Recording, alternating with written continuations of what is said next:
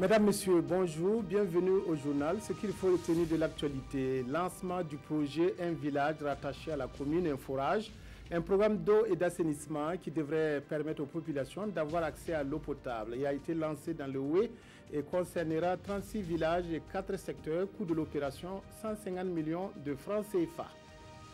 Les Nations Unies veulent d'une commission d'enquête sur la tuerie de 15 Palestiniens vendredi dernier dans la bande de Gaza lors d'affrontements avec l'armée israélienne. Refus catégorique de Jérusalem qui se félicite et qui félicite son armée pour son professionnalisme.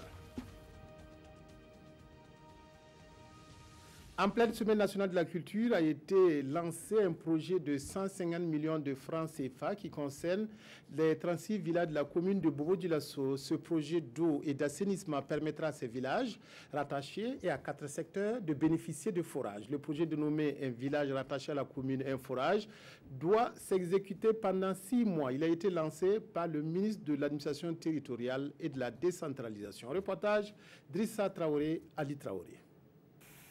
Yéguéresso vient d'avoir un nouveau forage, une infrastructure qui s'inscrit dans le cadre du lancement du projet Un village attaché à la commune, un forage. Ce projet entend réaliser au moins un forage dans chacun des 36 villages et 4 secteurs de la commune de Bobo-Dioulasso. Sans l'eau, vous ne pouvez pas produire. Sans l'eau, vous ne pouvez pas assurer la santé de tout le monde. Sans l'eau, vous ne pouvez pas assurer la relève parce que vous avez besoin que vos enfants puissent avoir de l'eau propre pour boire et grandir. Donc de ce fait-là, c'est une initiative que nous appuyons et nous sommes contents que la population ait accepté donc adhérer à ce projet. D'une durée de réalisation de 6 mois, le projet Un village, un forage coûtera 150 millions de francs CFA à Kata Charité et la commune de Bobo-Dioulasso. Nous avons approché nos amis qui ont été enthousiasmés tout de suite par l'idée et ils se sont engagés. Nous sommes venus avec le conseil municipal, nous avons dégagé le nécessaire pour dire que nous commençons ce projet. Bien sûr que si ça se réalise bien, alors nous allons le renouveler de sorte que progressivement qu'on puisse avoir des points d'eau, effectivement dans chaque village 2, 3, 4, autant de points d'eau nécessaires. Comme vous le savez, l'eau c'est la vie. S'il n'y a pas d'eau, il n'y a pas une vie.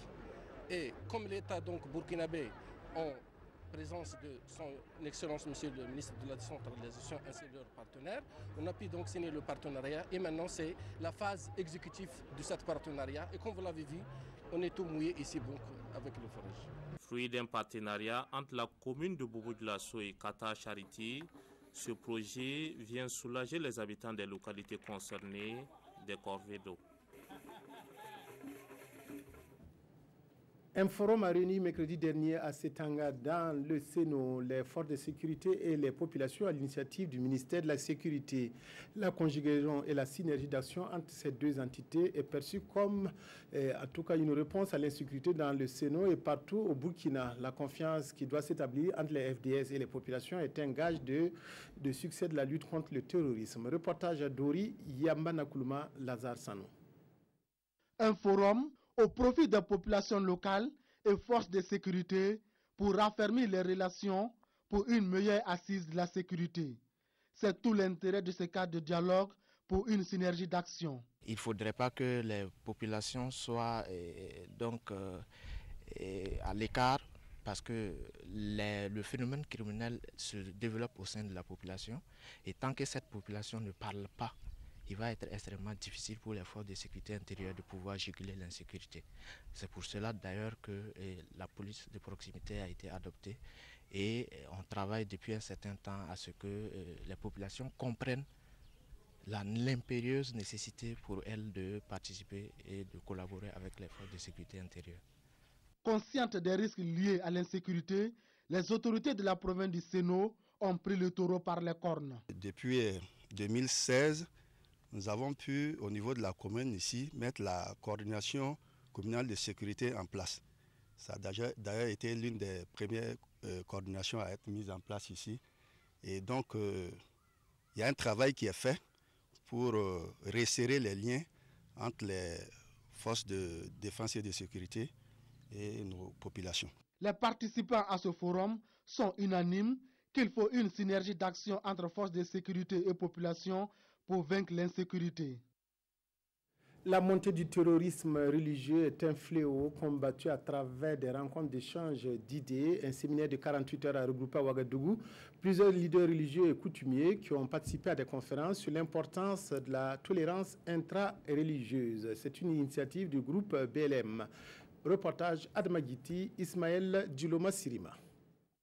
Les leaders coutumiers et religieux invités au séminaire organisé par le groupe BLM. Cette rencontre s'est portée sur les questions de terrorisme, de religion et des enjeux sécuritaires. L'objectif est de sensibiliser les différentes communautés invitées sur les bienfaits de la cohabitation dans la tolérance. Ce sont des gens dont le leadership est incontesté et qui peuvent, par leur position, agir sur la compréhension de la religion. Pourquoi? Parce que ces mouvements terroristes utilisent des religions pour exprimer pour se faire entendre, alors que dans aucune religion, dans aucun document saint, il n'est écrit qu'on doit tuer, on peut tuer des gens, ou on peut mourir pour aller au paradis.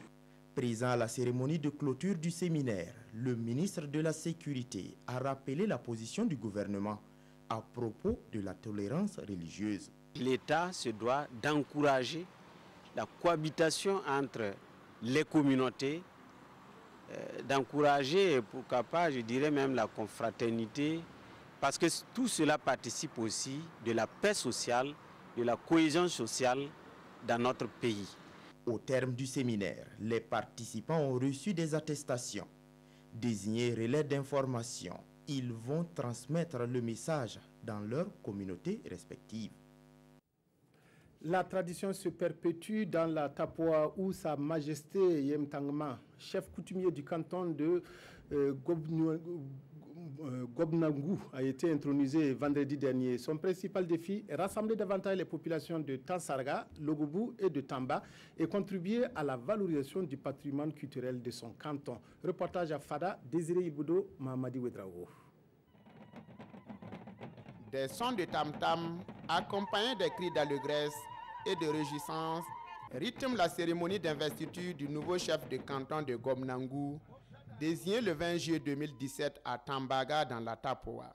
Investi sous le nom de Reine Sa Majesté Nyantakma, le désormais 60e chef de canton de Gobnangou se donne pour mission de fédérer l'ensemble des clans, de protéger et de valoriser le patrimoine culturel afin d'impulser sa communauté vers le développement. Une vision que partage le parrain, conseiller spécial du président du Faso. Vous savez, dans la province de la Tapoa, depuis un certain temps, nous avons une crise de la chefferie traditionnelle. Et Tambaga montre l'exemple. C'est la seule commune qui aujourd'hui se retrouve avec un seul chef. Pour ça, je lance toujours un appel pressant pour qu'on évite au maximum dans les différentes contrées de politiser la chefferie traditionnelle. Il faut laisser les gardiens de la tradition rester dans leur organisation traditionnelle et accompagner les pouvoirs politiques dans leur quête de développement. Venus de différentes contrées du pays pour perpétuer la tradition, parents, amis et connaissances font allégeance au nouveau garant des traditions. Aujourd'hui, c'est tout le village qui est concerné par cette intronisation-là. Et nous lui souhaitons en tout cas une bonne gestion en tout cas de son royaume et que la paix règne vraiment entre les fils et les filles du Gobnangou. Je lui souhaite d'abord longue vie, beaucoup de patience, beaucoup de compréhension, qu'il soit au-dessus de la mêlée. L'immolation des animaux pour rendre hommage aux mânes des ancêtres et solliciter plein succès à Sa Majesté Nyantakma est aussi l'un des temps forts de cette cérémonie.